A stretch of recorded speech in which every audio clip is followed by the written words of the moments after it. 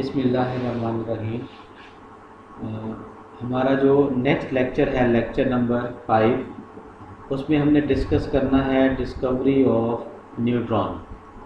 तो इससे related first paragraph में हमें जो इन्फॉर्मेशन मिलती है, इस फर्स्ट पैराग्राफ में इन्फॉर्मेशन ये है कि न्यूट्रॉन की डिस्कवरी को लेकर सबसे पहले जो प्रेडिक्शन दी गई, वो प्रेडिक्शन दी थी रदरफोर्ड ने। Rutherford predicted in 1920 that some kind of neutral particle having mass equal to that of proton must be present in an atom के अंदर मौजूद है, because he noticed that atomic masses of atom could not be explained if it were supposed that atom had only electron and proton। इसको हम आसान लफ्ज़ों में समझें तो बात यह है कि एटम का मास जब कैलकुलेट किया जाता है तो मास की वैल्यू उसमें मौजूद प्रोटॉन की तादाद की वैल्यू से ज़्यादा आती है।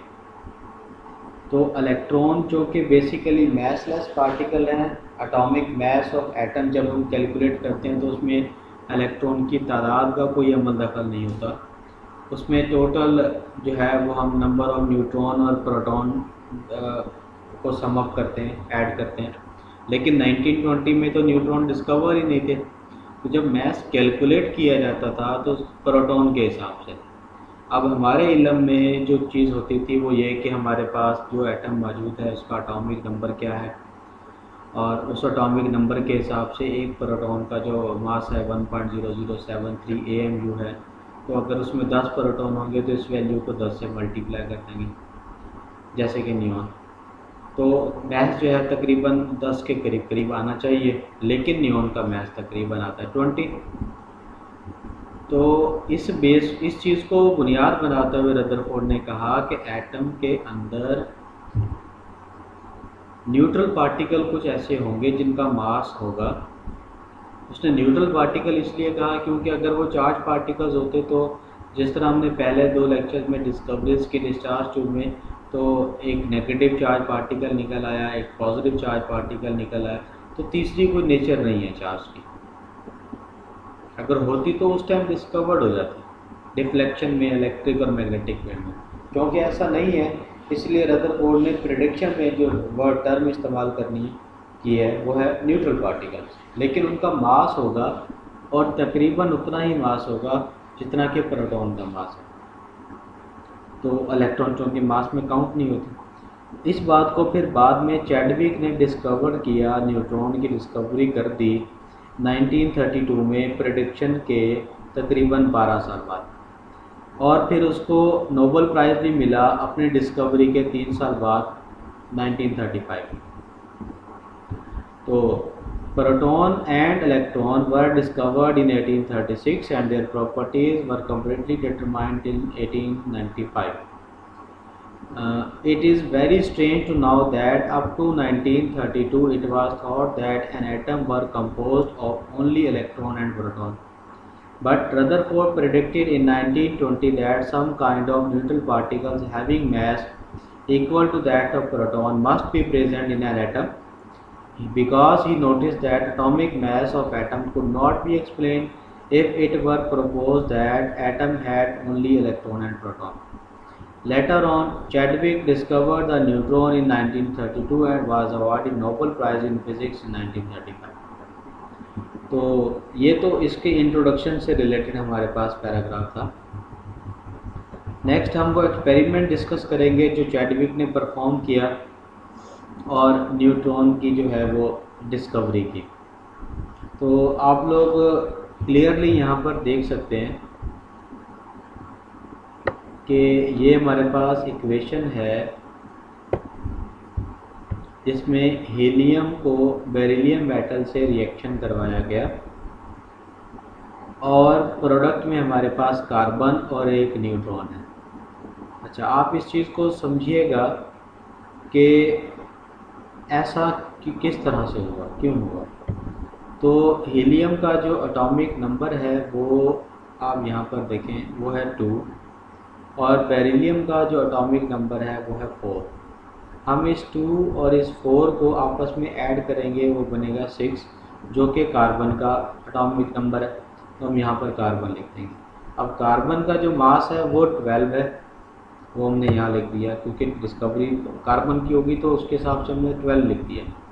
लेकिन आप यहाँ पर देखें ये जो 4 लिखा हुआ है वो हीलियम का एटॉमिक मास है और जो 9 लिखा हुआ है वो बेरिलियम का एटॉमिक मास है। इनको आपस में ऐड करें 4 + 9 वो बनता है 13।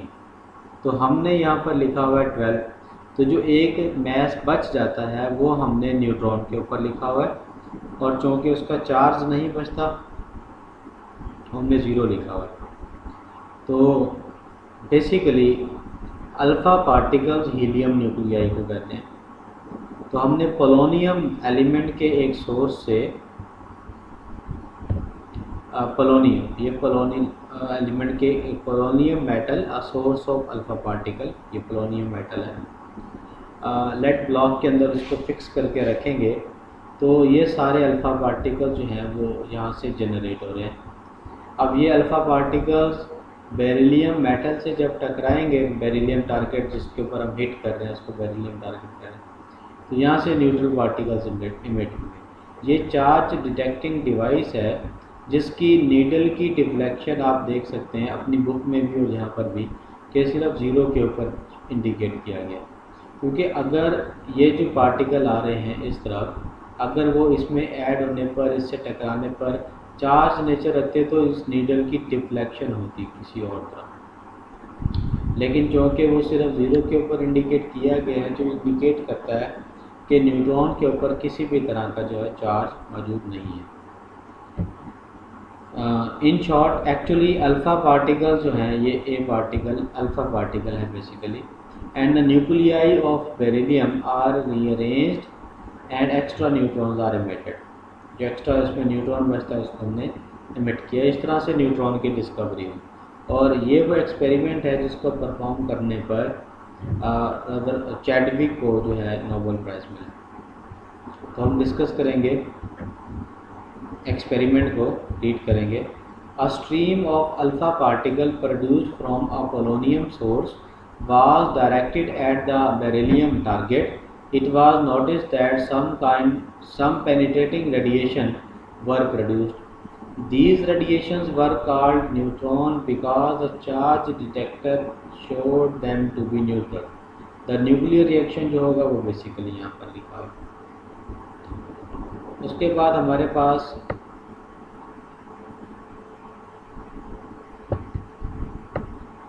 प्रॉपर्टीज़ ऑफ न्यूट्रॉन है।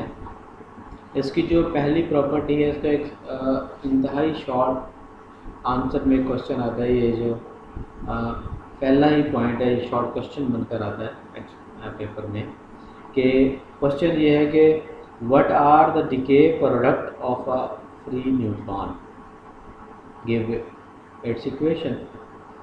कहने का मकसद कि अगर एक न्यूट्रॉन जो फ्री है, जो किसी भी एटम के न्यूक्लियस में नहीं है, अगर हम इसको डिस्ट्रॉय कर दें, डिकम्पोज कर दें, डिके कर दें, तो उसमें से क्या कुछ और चीज़ें बन सकती हैं? अगर बनती हैं तो आप इक्वेशन से रिप्रेजेंट करें। तो सिंपल आप यहाँ पर समझें कि न्यूट्रॉन का जो मास है वो 1 है और उसका जो चार्ज है वो 0 है। तो हम इन चीज़ों को मैथमेटिकली थोड़ा सा सजेस्ट करेंगे, प्रेडिक्ट करेंगे कि जब हम एक न्यूट्रॉन को डिस्ट्रॉय करते हैं तो प्रोटॉन इसमें से जनरेट होता है, इलेक्ट्रॉन इसमें से जनरेट होता है और एक तीसरी स्पीशीज जिसको न्यूट्रिनो कहते हैं वो जनरेट होता है। अब प्रोटॉन का जो चार्ज है वो +1 है, इलेक्ट्रॉन का जो चार्ज है वो -1 है, तो -1 एंड +1 अगर ऐड करें तो वो 0 रहेगा जैसे कि न्यूट्रॉन में है। और न्यूट्रिनो के लिए हमारे पास कुछ नहीं बचेगा, वहाँ भी हम 0 लिख देंगे।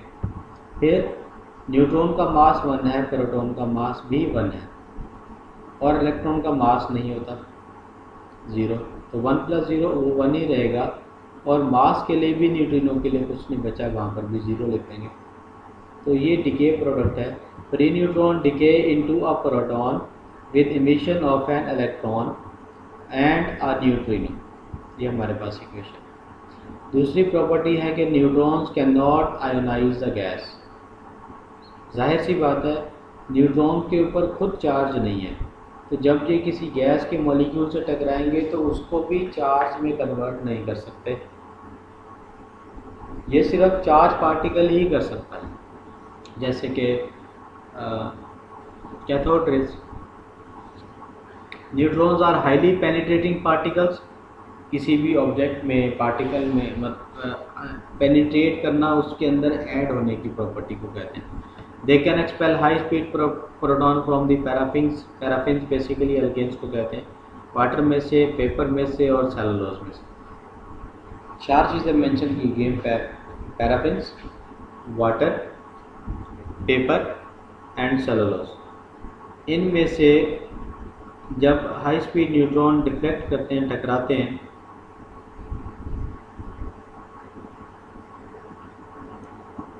तो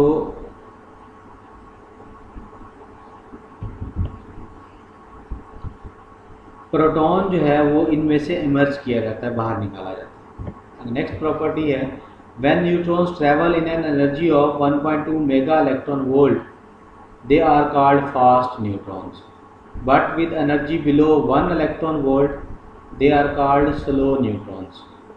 slow neutrons are usually more effective than fast one for fission purpose, मतलब किसी भी एटम के न्यूक्लियस को तोड़ने के लिए, जो तोड़ने का जो रिएक्शन है वो फिशन रिएक्शन है, fission purpose. When neutrons are used as a projectile, projectile कहते हैं कि लो एनर्जी से उनको हाई एनर्जी पर ले जाना और वापस लो एनर्जी की तरफ लेकर आना, ये प्रोजेक्टाइल टर्म है। They can carry out the nuclear reaction. A fast neutron eject an alpha particle from the nucleus of nitrogen atom and boron is produced along with an alpha particle। इस equation को समझेंगे कि nitrogen का जो atomic number है वो 7 है। जब न्यूट्रॉन उस नाइट्रोजन से टकराएंगे तो उसके 7 एटॉमिक नंबर को 2 हिस्सों में तोड़ेंगे, 2 प्रोटॉन अलग हो जाएंगे, 5 प्रोटॉन एक तरफ हो जाएंगे। 5 प्रोटॉन जो है वो 5 एटॉमिक नंबर को रिप्रेजेंट करेगा जो कि बोरॉन का है, और 2 प्रोटॉन 2 एटॉमिक नंबर को रिप्रेजेंट करेगा जो कि हीलियम न्यूक्लियाई का है।